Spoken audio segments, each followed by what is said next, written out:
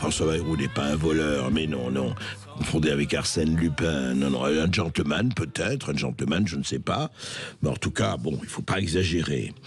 Et en même temps, c'est très intéressant, parce que François Bayrou est arrivé, donc on ne va pas évoquer, il paraît que... Alors certains disent, mais vous Vézelan, que Macron a été contraint et forcé parce qu'il lui a dit, quand il lui a dit qu'il allait prendre Sébastien Lecornu, il lui a dit, attention, attention Emmanuel, attention, si tu prends Sébastien Lecornu, tu vois mes 34 députés modem et centristes, tu ne les as plus. La motion de censure, elle va arriver très vite pour celui que tu auras choisi. Et on va plus être en 4e République, mais en 3e République. Et après, ce sera ton tour, Emmanuel. Et donc, Emmanuel a cédé et il a pris François Bayrou.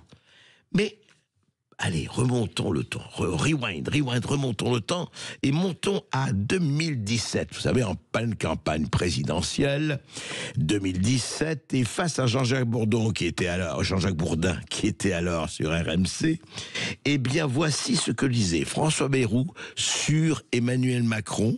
Écoutez, ça vaut son pesant. Ça ne marchera pas.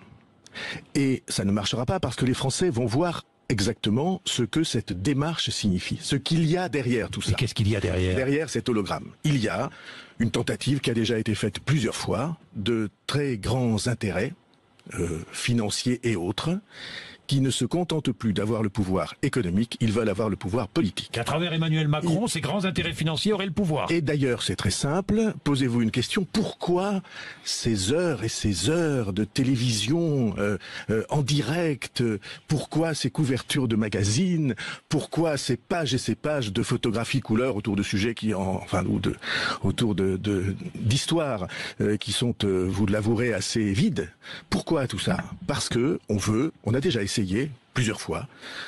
Essayé en 2007 avec Nicolas Sarkozy, ça n'a pas très bien marché. Essayé en 2012 avec Dominique Strauss-Kahn. Eh ben, écoutez, ça ne marchera pas, disait François Bayrou, qui avait quand même un sens peut-être pas très aigu du futur, parce que ça a marché en 2017, cher François Bayrou. Mais vous avez vu ce qu'il lui envoie ? Il lui envoie du lourd, hologramme, intérêts financiers, c'est eux qui commandent, campagne terrifiante médiatique et tout. Et ben voilà, il dit non, ça va pas du tout. Et 7 ans après, miracolo, voici que François Bayrou est Premier ministre du président Macron. Vous voyez que tout arrive, il n'y a que les imbéciles qui changent pas d'avis quand même, bon. Et François Bayrou, quand même, il parle de beaucoup de choses, il parle vraiment beaucoup. Et en 2017 également, il faut quand même rappeler, c'est là que c'est bien, les réseaux sociaux ont ceci de bon, que ça maintient, vous voyez, le souvenir. Écoutez, François Bayrou sur Public Sénat, dans cette même année présidentielle de 2017. Et j'imagine que c'est par hasard, une campagne s'est développée à base de dénonciations anonymes cherchant à accuser le mouvement de démocrates que je préside d'avoir mis en place un système d'emploi fictif. Nous n'avons jamais eu d'emploi fictif. Toutes seules et tous ceux qui ont travaillé au Modem avaient contrat de travail et fiche de paie, et cela sera aisé à prouver.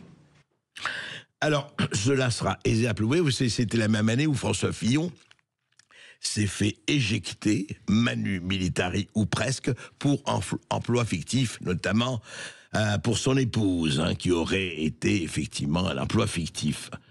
Alors voilà, ça se passe, donc il n'y a pas d'emploi fictif au Modem. 2024 quand même, 8 condamnations pour détournement de fonds sur emploi fictif. Alors Bayrou a été relaxé en 2024, effectivement. Mais, le parquet a fait appel. Donc, vous avez un Premier ministre aujourd'hui, en France, qui va être rejugé par le parquet en appel. C'est quand même assez gros, ça, non? Ne le trouvez pas? C'est quand même étonnant que, voilà, c'est pas fini. Il y a un appel, le parquet a fait appel. Donc, qu'est-ce qui va se passer? Suspense. Mais quel suspense, vraiment.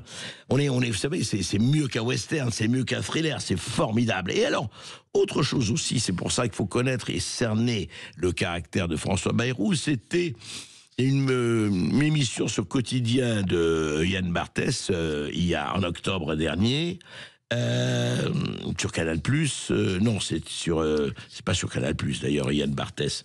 Je crois que c'est RMC. TMC, pardon, c'est sur TMC. Eh bien, écoutez un peu, il a retrouvé quelques déclarations. C'est toujours intéressant de retrouver des déclarations, vous savez. Et voilà ce qu'il a retrouvé. Écoutez. On a trouvé cet archive, que dis-je, ce bijou. François Bayrou, candidat à l'élection présidentielle en 2012, propose des créneaux réservés aux femmes dans les piscines municipales. Alors ça n'est pas l'idée qui pose problème, ce sont les arguments de Bayrou. Il est devant des étudiants. Je pense qu'il y a des femmes qui, simplement parce que l'âge les a fait ce qu'elles sont.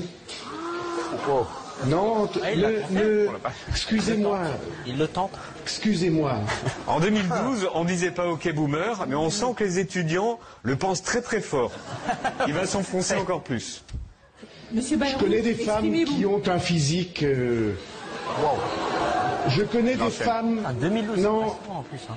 Je n'accepte pas, si vous voulez bien, je n'accepte pas que vous riez. Parce que peut-être certains, enfin vous êtes toutes en pleine jeunesse et en pleine beauté, et puis il y a des femmes qui pèsent plus lourd que d'autres.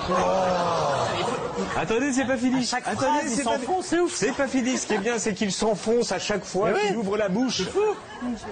Moi, j'ai connu dans ma vie de très proches dans ma famille des femmes qui pesaient plus de 100 kilos. Et elles aimaient nager.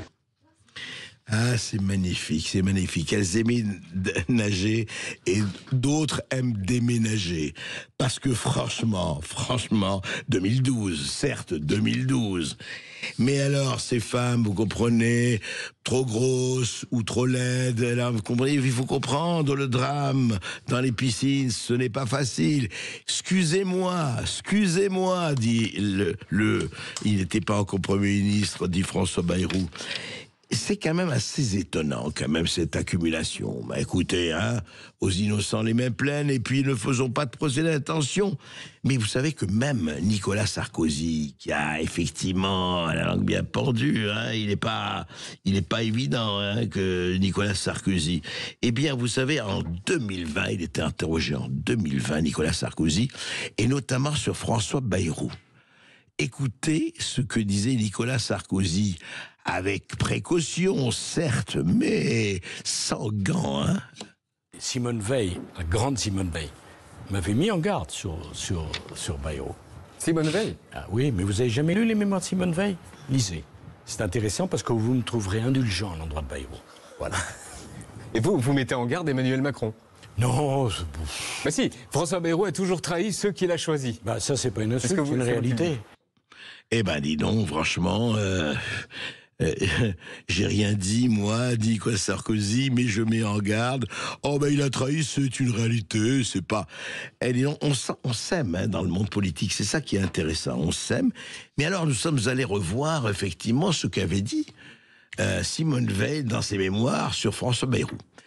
Alors, je vais vous dire, c'est une suite d'adjectifs. Je vous assure qu'on n'a pas fait exprès. C'est dans les mémoires de Simone Veil. Vous pouvez le retrouver.